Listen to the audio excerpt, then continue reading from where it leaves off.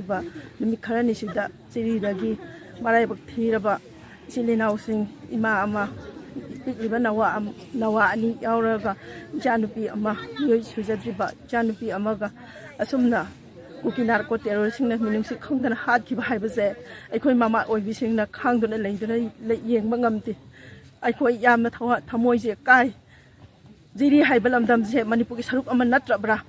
India ꯒꯣꯔꯃꯦꯟꯅ ꯉꯁꯤ ꯀꯨꯀꯤꯒꯤ ꯃꯇꯨꯡꯗ ꯂꯦꯞꯄꯤꯔꯒ ꯃꯈꯣꯏꯅ ꯀꯔꯤꯒꯨꯝꯕ ꯑꯃꯠꯇ ꯋꯥꯠꯍꯟꯗꯕꯒꯤ ꯃꯅꯤꯄꯨꯔ ꯍꯥꯏꯔꯤꯕ ꯂꯝꯗꯝꯁꯤꯗ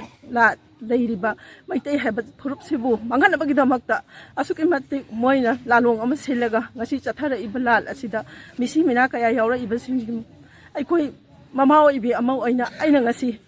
ꯂꯩꯗꯅ ꯇꯥꯗꯨꯅ ꯂꯩꯕ ꯉꯝꯗꯦ ꯑꯗꯨꯕꯨ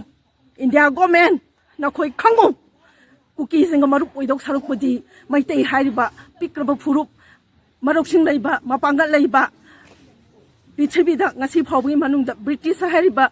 ꯁꯝꯔꯥꯏꯖ ꯅꯨꯃꯤꯠ ꯇꯥꯕ ꯅꯥꯏꯗ꯭ꯔꯕ ꯁꯝꯔꯥꯏꯖꯅ ꯐꯥꯎꯕ ꯃꯥꯏꯊꯤꯕ ꯄꯤꯕ ꯉꯝꯈꯤꯗ꯭ꯔꯕ ꯃꯅꯤꯄꯨꯔ ꯃꯩꯇꯩ ꯍꯥꯏꯕ ꯖꯥꯇꯤꯁꯤꯕꯨ ꯅꯈꯣꯏꯅ ꯅꯝꯊꯅꯤ ꯍꯥꯏꯗꯨꯅ ꯀꯨꯀꯤꯕꯨ ꯈꯨꯠꯂꯥꯏ ꯑꯣꯏꯅ ꯁꯤꯖꯤꯟꯅꯔꯒ ꯉꯁꯤ ꯃꯅꯤꯄꯨꯔꯕꯨ ꯃꯩꯇꯩꯕꯨ ꯉꯁꯤ ꯅꯈꯣꯏꯅ ꯑꯁꯤꯒꯨꯝꯕ ꯂꯥꯂꯣꯡ ꯑꯃ ꯁꯤꯜꯂꯒ ꯇꯧꯕꯁꯤꯗꯤ ꯅꯠꯇꯦꯁꯨ ꯅꯠꯇꯦ ꯃꯅꯤꯄꯨꯔꯗꯒꯤ ꯀꯨꯀꯤꯁꯤꯡꯒꯤ ꯂꯝ ꯃꯆꯦꯠ ꯑꯃ ꯐꯥꯎꯕ ꯄꯤꯕ ꯉꯝꯃꯣꯏ ꯑꯗꯨꯒ ꯏꯟꯗꯤꯌꯥ ꯒꯣꯔꯃꯦꯟ ꯅꯈꯣꯏꯁꯨ ꯚꯥꯞ ꯇꯥꯎ ꯅꯔꯦꯟꯗ꯭ꯔ ꯃꯣꯗꯤ ꯑꯃꯗꯤ ꯃꯅꯤꯄꯨꯔꯒꯤ ꯃꯤꯊꯤꯕꯣꯡ ꯃꯤꯇꯝꯕꯥꯜ ꯑꯣꯏꯔꯕ ꯆꯤꯐ ꯃꯤꯅꯤꯁꯇꯔ ꯑꯃꯗꯤ MLA ꯃꯟꯇ꯭ꯔꯤ ꯃꯗꯣꯟꯁꯤꯡ ꯑꯩꯈꯣꯏꯁꯨ ꯚꯥꯞ ꯇꯥꯎ ꯃꯅꯤꯄꯨꯔ ꯍꯥꯏꯕ ꯁꯅꯥ ꯂꯩꯄꯥꯛ ꯃꯅꯤꯄꯨꯔꯁꯦ ꯂꯥꯏꯅ ꯊꯥꯕ ꯂꯝꯗꯝꯅꯤ ꯃꯨꯠꯄꯁꯨ ꯌꯥꯔꯣꯏ ꯉꯁꯤ ꯀꯨꯀꯤꯁꯤꯡꯒꯤ ꯃꯊꯛꯇ ꯏꯆꯥꯁꯤꯡ ꯂꯩꯈꯤꯗꯕ ꯃꯌꯥꯝꯁꯤꯡꯁꯤꯒꯤ ꯁꯨꯡꯁꯣꯏ ꯁꯣꯏꯗꯅ ꯏꯒꯤ ꯂꯃꯟꯁꯤꯡꯗꯅ ꯉꯁꯤ ꯀꯨꯀꯤꯁꯤꯡꯕꯨ ꯃꯅꯤꯄꯨꯔꯗꯒꯤ ꯃꯔꯨ ꯐꯪꯅ ꯃꯨꯊꯠꯀꯅꯤ ꯍꯥꯏꯕꯁꯦ ꯉꯁꯤ ꯑꯩꯈꯣꯏꯅ ꯉꯁꯤ ꯂꯥꯡꯖꯔꯤꯕ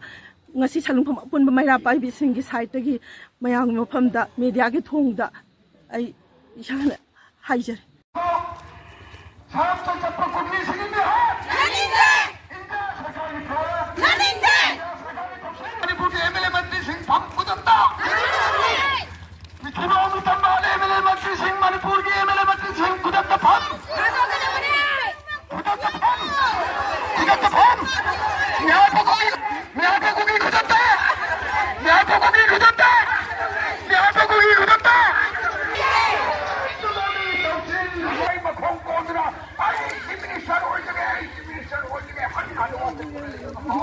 मणिपुर पंजाबी चुप MLA मंत्री Singh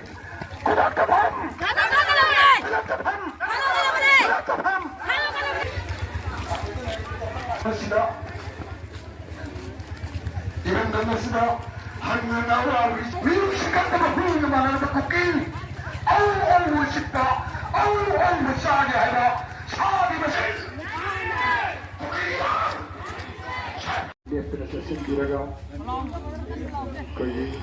tuminna leiduna ari wifamda seking piriba handakta jirida ngasi humnigi mamangda duga nawribu nupi masa kayabu nupi masa adubu ijat khongoyo khongoyo bi harga thawal pikhan hanba nupi ngangda khut thaba ngama minung shal du ki terrorist ki lalo manipur terrorist ki lalo kuki terrorist ki lalo kuki terrorist ki lalo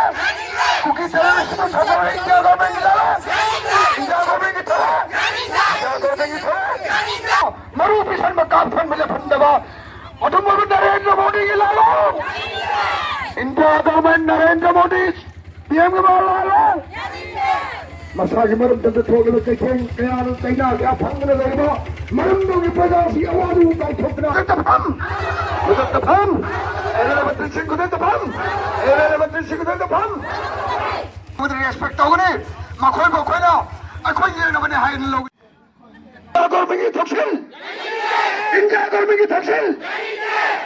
manipur de lupia terrorist ki lalo terrorist ki lalo Matutla, Billy the Maham took like MLA Mantis